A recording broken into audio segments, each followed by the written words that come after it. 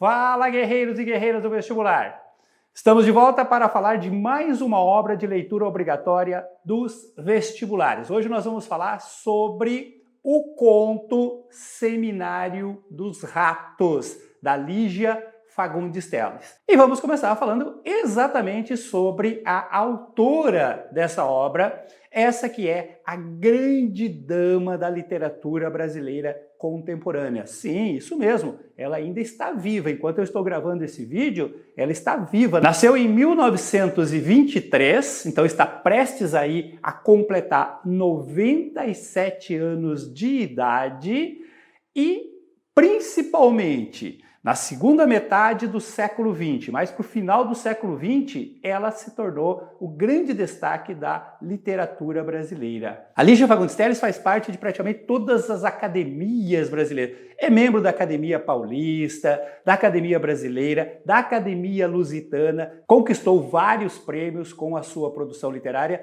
e é uma das escritoras mais lidas, mais apreciadas pelo público em geral. A Lígia tem uma sensibilidade para os dramas modernos, uma capacidade, de entender e de transformar em arte esses dramas modernos que cativam, que seduzem os leitores, com uma linguagem muito moderna, muito tranquila, muito acessível, muito simples de ser compreendida. Ela acaba sendo uma escritora bastante apreciada e, por isso mesmo, uma das escritoras mais frequentemente cobrada nos mais diversos vestibulares aí desse nosso Brasil. A obra que nós vamos analisar hoje está sendo cobrada na Unicamp, para o vestibular de 2021. Mas volto a insistir, os contos dela, principalmente as narrativas curtas, frequentemente aparecem em diversos vestibulares em todas as regiões brasileiras aí.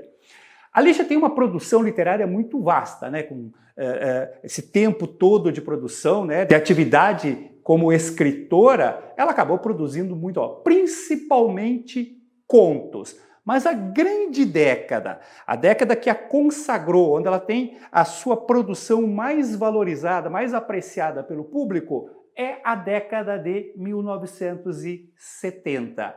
No início de 70, exatamente em 1970, ela lançou um dos seus clássicos, que é um livro de contos chamado Antes do Baile Verde.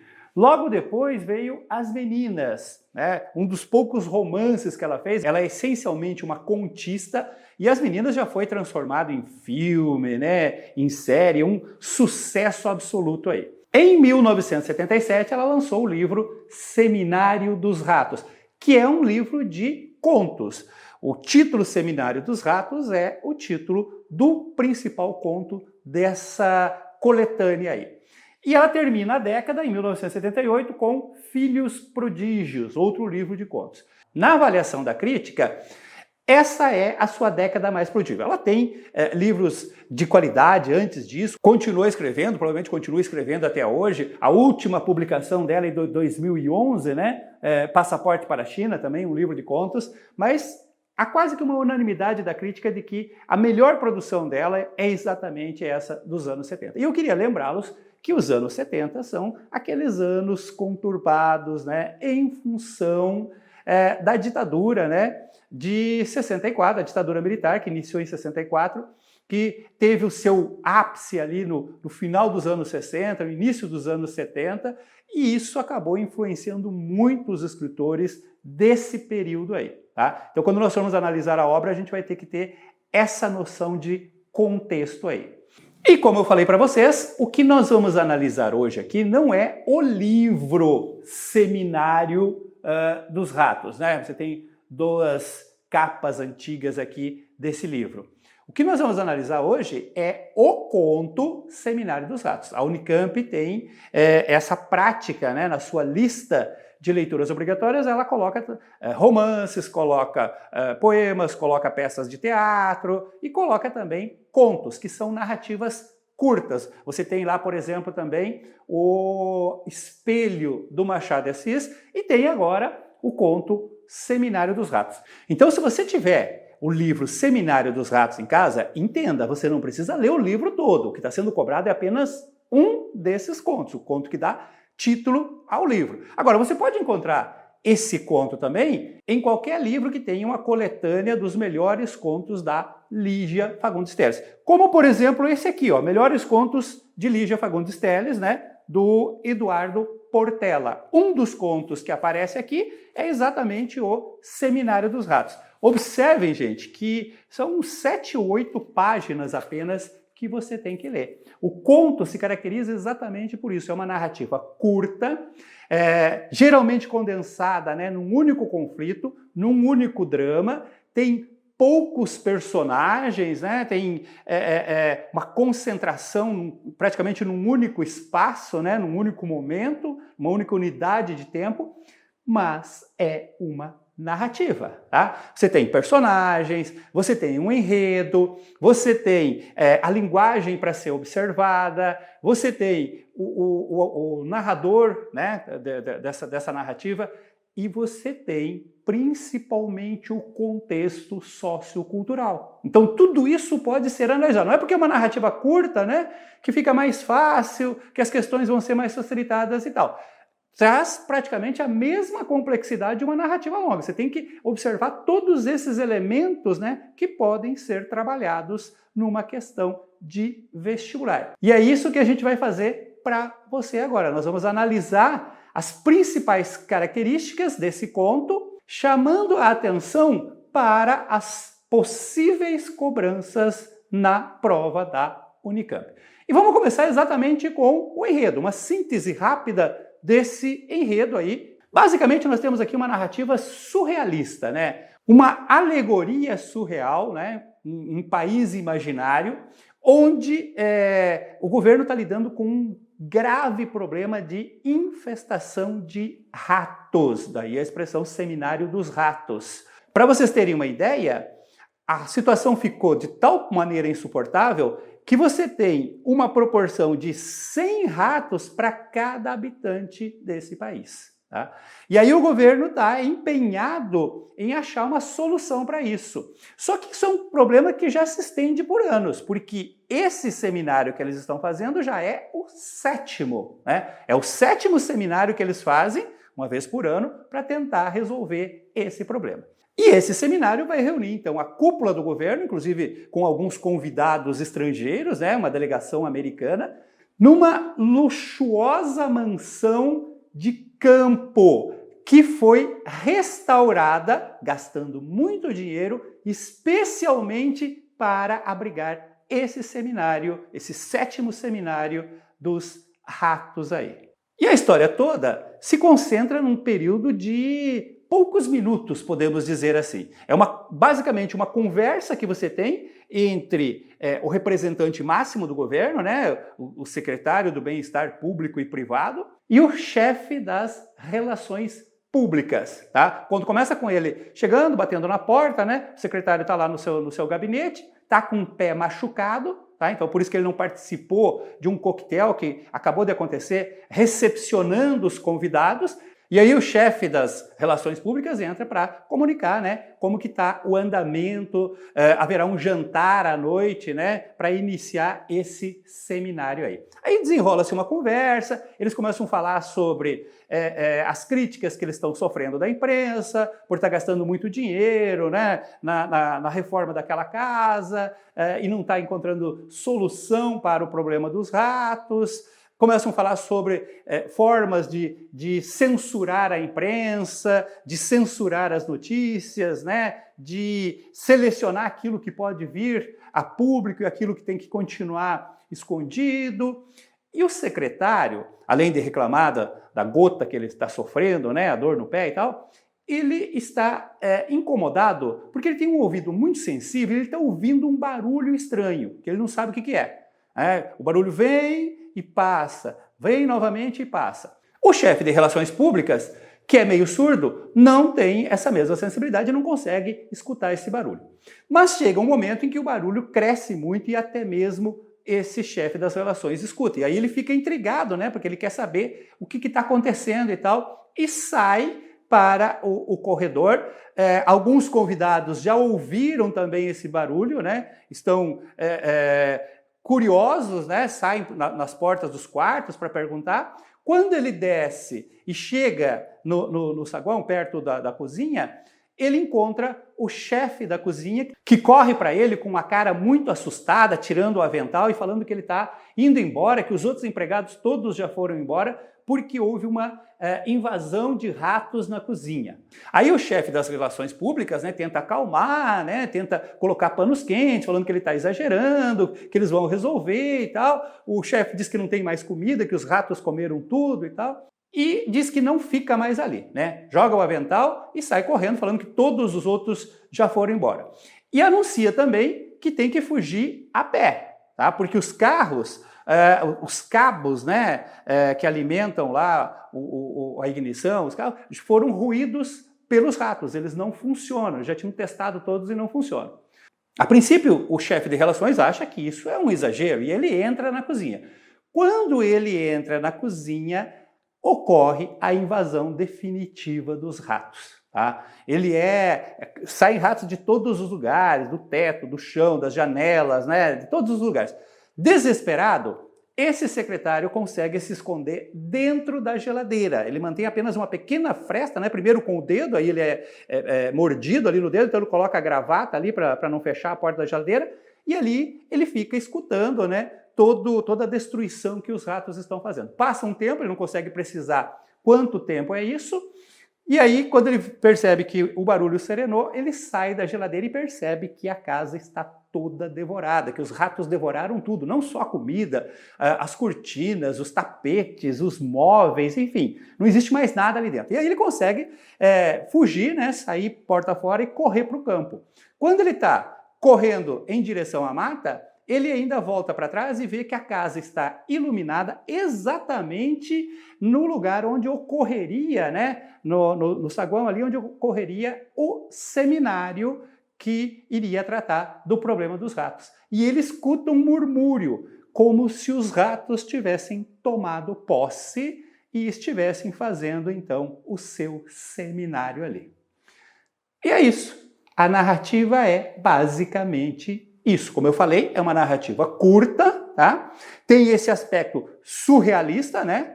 De repente uma invasão, ratos que destroem tudo, que eliminam tudo que vem pela frente e tal. E terminando com essa ideia, né, de que os ratos tomaram posse da mansão, do casarão, do seminário como um todo ali.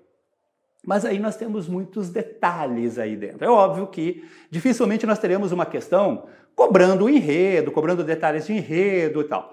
O mais provável é uma questão envolvendo, como eu falei, o contexto, envolvendo características da linguagem, né, do estilo, alguns aspectos aí relacionados aos personagens, né, ao processo narrativo, e é isso que a gente vai comentar um pouco com vocês agora. Começando exatamente pelas personagens. Aqui nós temos um fato muito curioso, a ausência de nomes próprios. Tá? Nós não temos nomes próprios. Como eu falei, é um seminário que vai envolver a cúpula do governo desse país imaginário aí, e alguns convidados estrangeiros. Mas todos os personagens que têm algum destaque, eles são tratados pela sua função, né, pelo seu cargo, e não por nomes próprios. Então nós temos o chefe das relações públicas, que acaba sendo aí o protagonista, né, aquele que está desde o início até o final da narrativa, o único que acaba sobrevivendo desse ataque aí dos ratos. Tem o secretário do bem-estar público e privado, vai prestando atenção em algumas contradições desses títulos, né? Esse seria o representante máximo do governo, né? Ele estaria ali fazendo o papel, por exemplo, do presidente, do primeiro-ministro, alguma coisa assim. Secretário do bem-estar público e privado, né? Então, aquela coisa da totalidade. Tanto o aspecto público, né, quanto o aspecto privado, ele é o responsável pelo bem-estar, pelo funcionamento disso tudo aí. Aí nós temos ainda o assessor da presidência da RATESP. Nesse período todo foi criado, né, um órgão oficial para lidar com o problema dos ratos. Tá? E está ali para participar desse seminário o assessor da presidência da RATESP. Também faz parte desse seminário o diretor das classes conservadoras armadas e desarmadas. Olha o jogo de ambiguidade, né, desse título aí, né? O diretor das classes conservadoras armadas e desarmadas. Aí nós temos ainda o representante americano, né, que foi convidado ali para opinar, para dar uma contribuição nesse problema. Ele é chamado de delegado de Massachusetts.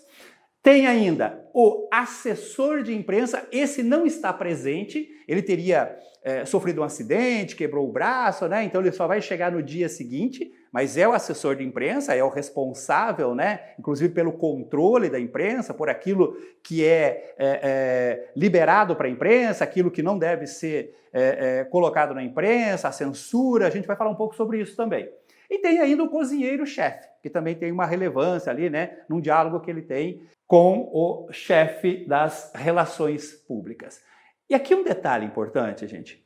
Os únicos nomes próprios que aparecem são de duas mulheres, tá? Uma moça que é secretária da delegação americana, né, que é chamada de Miss Glória, e uma cozinheira, uma assessora do cozinheiro-chefe, que é chamada de Euclídea. Tá? Então, os únicos dois nomes próprios são nomes femininos, mas às quais não é dado nenhuma relevância, nenhum papel relevante. Uma é uma simples secretária, né? E outra uma ajudante de cozinheira aí, ok? Um outro aspecto que nós temos que analisar aqui é a questão do espaço onde ocorre essa história. A princípio eu falei para vocês, o espaço físico, né? É uma casa de campo, né, um verdadeiro palacete no campo, que foi reformado, né, com alto custo aí, onde vai acontecer esse seminário, onde os representantes do governo, os membros desse seminário, se julgam protegidos, né, afastados do problema que seria na cidade, a infestação de ratos lá. Mas nós temos que pensar numa situação mais ampla. Tá? Eu falei que isso aí representa um país, a princípio, imaginário, né? Uma coisa meio surrealista. Mas existem elementos na narrativa, ao longo da narrativa, que nos permitem associar esse país com o Brasil. E mais, ainda com a América Latina, né? Associando com elementos também da América Latina. Eu destaquei para vocês alguns desses elementos aí que nos permitem essa associação. Por exemplo, ó, nós temos a referência ao assessor da presidência da RATESP.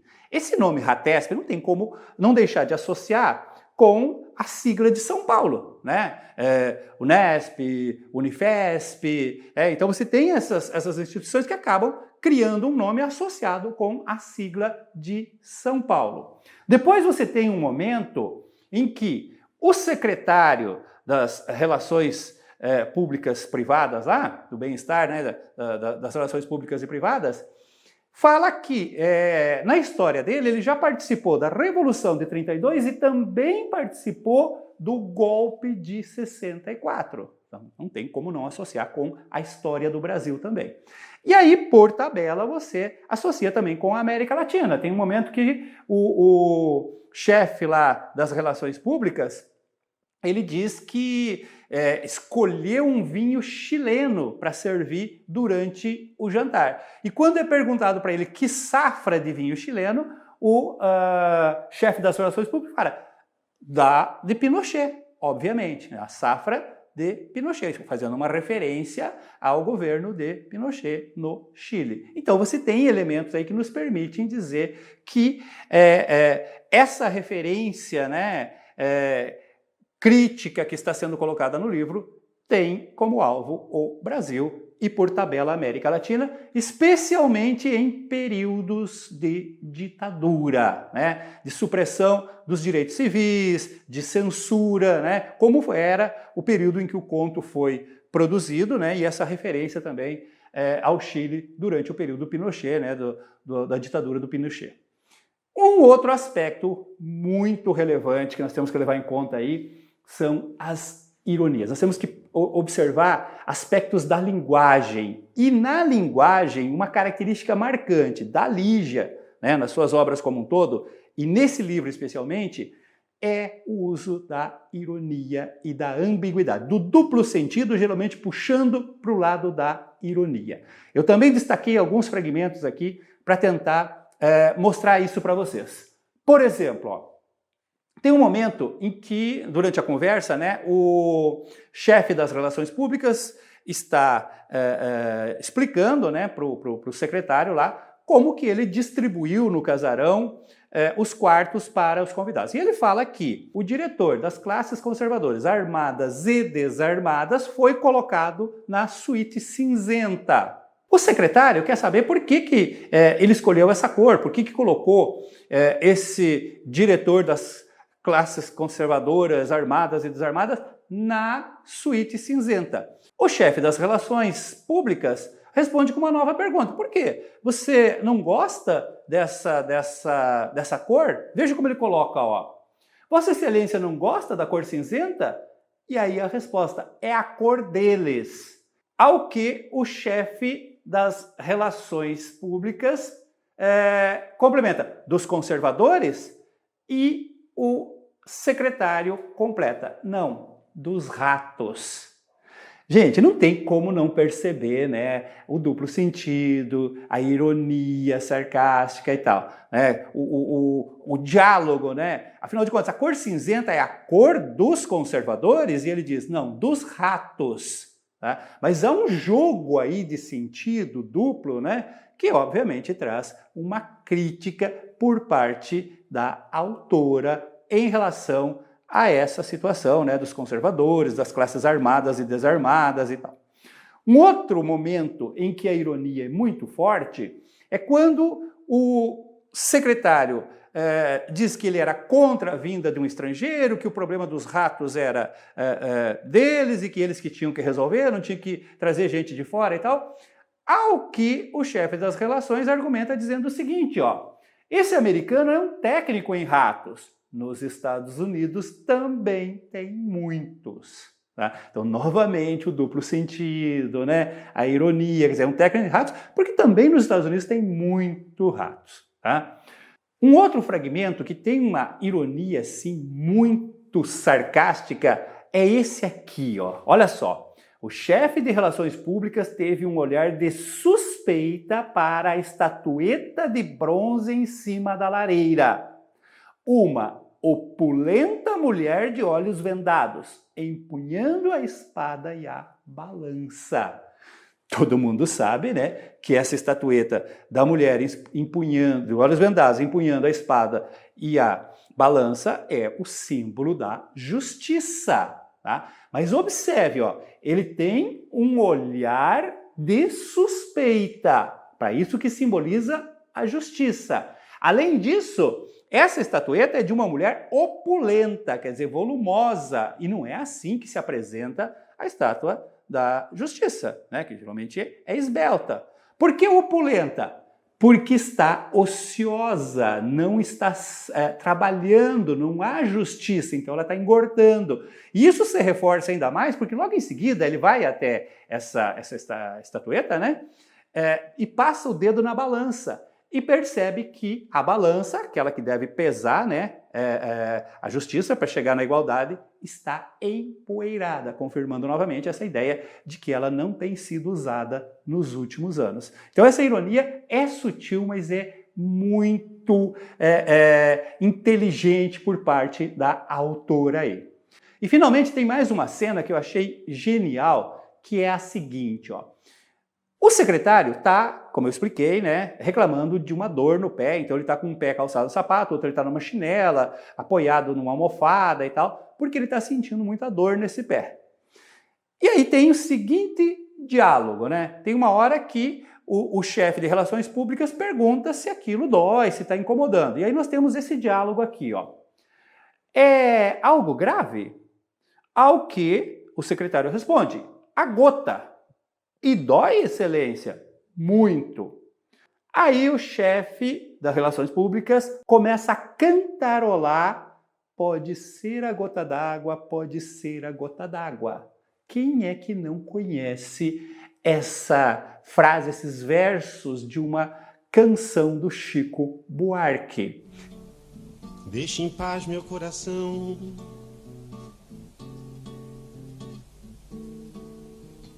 Querer um pote até aqui de mágoa e qualquer desatenção, faça não. Pode ser a gota d'água. E vocês sabem muito bem, o Chico Buarque era a grande pedra no sapato da ditadura militar. Tá? Ele fazia músicas, né, em que, usando exatamente da ironia, da ambiguidade, do duplo sentido, ele denunciava o autoritarismo, as injustiças cometidas por esse regime ditatorial. Essa é uma das músicas que tem esse duplo sentido aí. Então, gente, uma das características mais fortes da literatura da Lígia, eu volto a insistir, é a ironia, a inteligência com o jogo de palavras, com o duplo sentido, com a ambiguidade. E nesse conto, nessa narrativa curta, você tem muito disso. Fiquem atentos, os vestibulares adoram cobrar isso aí. Outro aspecto, ainda envolvendo a questão do estilo e da linguagem, são as referências constantes à censura e ao autoritarismo do regime militar. Tem várias expressões que remetem a isso, como algumas que eu selecionei aqui. Por exemplo, ó, tem um momento, né, que eles estão falando sobre a questão da imprensa. Tá? E aí o chefe das relações públicas fala que eles estão tomando cuidado, né? Existe uma pessoa estrategicamente colocada que vai soltando as notícias de acordo com o interesse do governo, né? Selecionando aquilo que pode ser divulgado, censurando aquilo que não pode ser divulgado e tal. E nessa conversa, o secretário coloca a posição que seria do governo, né? De que só se deve mostrar aquilo que é positivo para o governo. Olha como ele diz, ó, mostrar só o lado positivo, só o que pode nos enaltecer, esconder nossos chinelos. Tá? Então fica muito claro aqui aquela ideia, que não é apenas, né, dos regimes totalitários, é uma prática dos governos de uma forma geral, tentar, né, esconder, obscurecer o lado negativo do seu governo e enaltecer apenas aquilo que é positivo aí. Mais abaixo tem uma outra referência que é mais explícita, essa ideia da censura à imprensa. O chefe das relações públicas diz que estão tomando cuidado, né, com os jornalistas, com aqueles que são mais atrevidos e tal, e tem uma hora que ele diz essa frase aqui, ó. O noticiarista de um vespertino, marquei bem a cara dele, chegou a ser insolente. Olha essa expressão, ó, marquei bem a cara dele. Quer dizer, ele ainda vai ter represálias, esse jornalista ainda vai sofrer as consequências por ter sido insolente. Tá? Isso é muito típico, né, dos regimes ditatoriais que atacam a imprensa, né, que perseguem os jornalistas, né, a notícia livre aí. Um pouco mais abaixo você tem um trecho que mostra aquilo que eu referi, né, que existe alguém ali selecionando as notícias. Olha o que ele diz, ó. Nossa única fonte vai soltando notícias discretas, influindo sem alarde. Não é uma boa tática? Ele pergunta isso para o secretário. E aí o secretário responde, boa tática, meu jovem, é influenciar no começo e no fim todos os meios de comunicação do país. Esse é o objetivo. Então aqui é explícito, é escancarado, né? Quer dizer, a tática perfeita é influenciar sempre, né, desde o começo até o fim, todos os noticiários, toda a imprensa do país. Essa é a tática perfeita na visão do governo, na visão daquele que representa o governo ali. E para encerrar esse tópico, nós temos essa pérola aqui que é muito característica, né, dos governos, principalmente os governos que censuram a imprensa. Passar informações falsas, né? Vender para o povo uma ilusão de que está tudo bem, quando na verdade não está tudo bem. Olha o que o secretário ordena ao chefe de relações públicas. Olha só. Hoje mesmo o senhor poderia lhe telefonar para dizer que, estrategicamente, os ratos já se encontram sob controle. Sem detalhes. Enfatize apenas isto, que os ratos já estão sob inteiro controle. E como vocês viram, né, pelo desfecho da história, não há controle nenhum sobre os ratos. Os ratos é que vão assumir o controle. Mas não importa a situação, né, eles sempre procuram passar uma notícia que seja favorável ao governo em si, independente das consequências que isso possa trazer.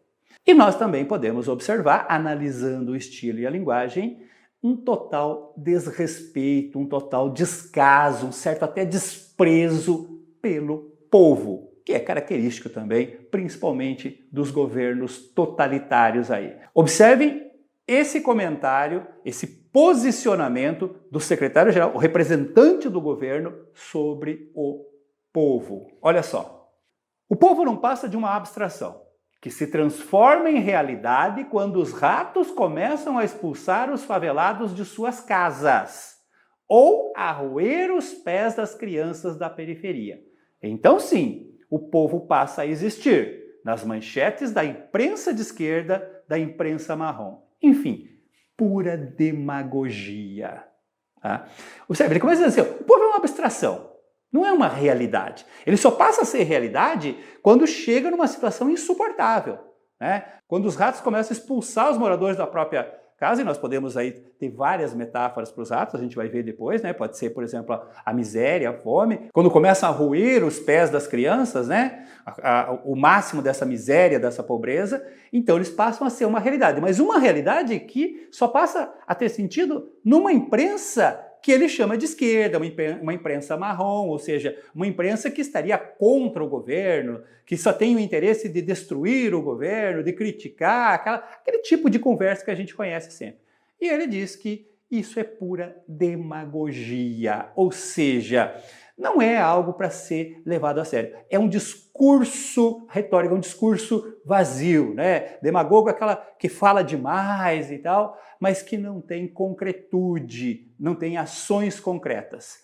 Essa é a visão que o governo tem sobre o povo. Quer dizer, o povo não é interessante, o povo não é importante, ele só passa a ter alguma importância quando ele chega numa situação em que se torna insustentável a miséria, a pobreza, o sofrimento, e aí ele passa a existir como um perigo, né? Como uma oposição, como alguma coisa que está contra o governo, que pode trazer algum prejuízo para o governo ali. E mais abaixo, para fechar, né, essa visão tão mórbida sobre o povo, nós temos esta pérola aqui, ó. O secretário aventa uma possível solução. Ele fala, olha, no Egito Antigo, resolveram o problema dos ratos com gatos, né? Se cada família tivesse 2, 3 gatos, isso se resolveria. Olha como se desenrola esse diálogo. Olha só. No Egito Antigo, resolveram este problema aumentando o número de gatos. Não sei por que aqui não se exige, presta atenção, não sei por que aqui, nesse país, não se exige mais da iniciativa privada. Se cada família tivesse em casa 1 ou 2 gatos esfaimados, pronto, resolvia o problema dos ratos. Os gatos resolveriam isso. Mas quem tem que resolver o problema é a iniciativa privada, ou seja, o próprio povo, a família. A família tem que resolver isso, tem que ter gatos, tem que conseguir gatos e resolver o problema. Tá? Então, o governo apenas exigiria que essa iniciativa privada, né, das famílias, resolvesse o problema. E aí vem o fechamento, né, com chave de ouro para essa proposta, que é o cúmulo do absurdo. Olha só, mas excelência, não sobrou nenhum gato na cidade. Já faz tempo que a população comeu tudo. Ouvi dizer que dava um ótimo cozido. Quer dizer, você tem o lado trágico, né, que a população teve que devorar os próprios animais de estimação para poder sobreviver, para poder se alimentar, e ainda tem uma ironia no final. Ouvi dizer, né, obviamente, esse membro do governo não precisou comer esse ensopado de gatos, mas ele ironiza dizendo, ouvi dizer que dava um ótimo cozido. Então a gente percebe que, em alguns momentos, a crítica torna-se pesada, né, explícita na denúncia dessas injustiças sociais aí. E, finalmente, nós temos que chegar na discussão que não poderia faltar, que é o título do livro, tá? Seminário dos Ratos. Nós temos aqui uma ambiguidade nesse título. Você viu que eu fui chamando a atenção de vocês ao longo da análise que esse conto, essa narrativa, trabalha muito com a ambiguidade, com o duplo sentido, com a ironia e tal. E começa exatamente pelo título. Seminário dos Ratos. Você pode entender, um seminário para resolver o problema dos ratos, né? Para as pessoas, os governantes resolverem o problema de infestação dos ratos, mas, principalmente considerando o desfecho, nós podemos entender que o seminário será feito pelos próprios ratos. Então você tem esse duplo sentido, porque como eu expliquei, lá no final, depois que os ratos invadem a mansão, destroem tudo, devoram e expulsam os moradores, a última cena mostra a sala de reuniões iluminada com um murmurejo, né, com um rumor que parece representar que os ratos estão reunidos, dando início então ao seu seminário. Essa ambiguidade pode ser vista em outras maneiras também. Você sabe que existe um ditado popular, né, de que os ratos são os primeiros a abandonar o navio. Então você tem, por exemplo, essa situação de que, de certa forma, esses dirigentes, né, esses membros da elite, do governo, da direção e tal, eles já teriam abandonado o drama uma vez que eles fugiram, que eles se isolaram no campo, né, que eles construíram um lugar onde eles se julgavam protegidos desse problema, dessa epidemia de ratos aí. Podemos pensar também que os ratos são exatamente esses membros desse seminário, tá? Usando o dinheiro público para um jantar luxuoso que está sendo preparado com lagostas e tal, para um encontro num ambiente também luxuoso, com piscina térmica, que custou muito dinheiro dos cofres públicos ali, né? E que não resolvem o problema, quer dizer, eles é que são os verdadeiros exploradores do povo, que já no sétimo ano, né, no sétimo seminário, e o problema só se multiplica, só aumenta e não tem solução. Podemos também pensar que os ratos seriam o povo, tá? O povo que chega a um ponto em que ele se revolta e toma o poder na sua revolução, invade tudo, toma o poder, né? Assume o poder ali. Mas como eu falei, são todas possibilidades de interpretação, porque não tem uma definição, né? O jogo de ambiguidade, de ironias, deixa em aberto essa interpretação, principalmente a partir do título. É o seminário dos ratos, no sentido de o seminário que vai resolver o problema dos ratos, ou é o seminário que será feito pelos próprios ratos, pelos camundongos ali. Beleza, gente? Vejam, é um conto curto, como eu falei, cerca de 7, 8 páginas, porém tem muita coisa que pode ser cobrada num vestibular. Então fiquem atentos, não há por que não ler, né? É um texto curto, você lê, e aí procure observar na leitura esses aspectos da linguagem, da ambiguidade, da ironia, né? Das situações de referência à ditadura, ao contexto da época. Os vestibulares adoram cobrar isso, principalmente a Unicamp, então fica atento a isso, né? Essas referências que eu coloquei ali, a ditadura chilena, do Pinochet, né? A censura da imprensa, a referência à música do Chico Buarque e tal, tudo isso pode virar questão numa prova de vestibular, que eu tenho certeza você vai gabaritar. E eu aguardo você numa próxima análise de obra literária. Um abraço!